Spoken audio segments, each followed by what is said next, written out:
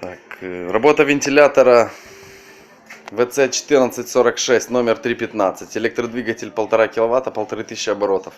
Производительность до 3500 кубов в час. Поехали.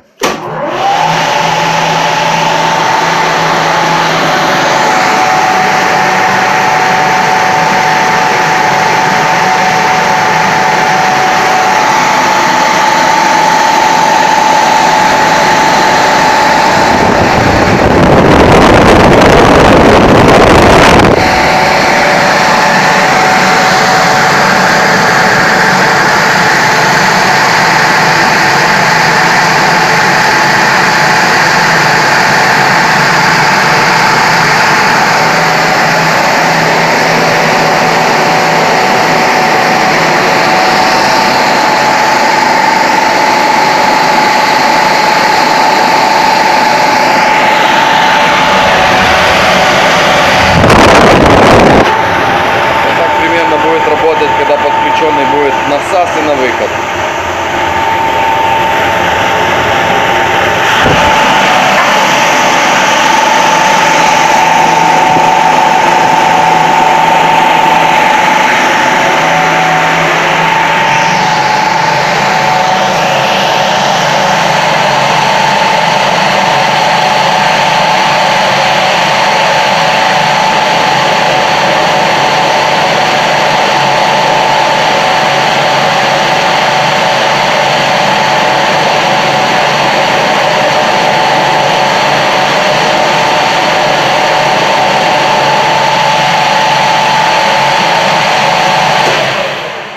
В конце была небольшая дурость.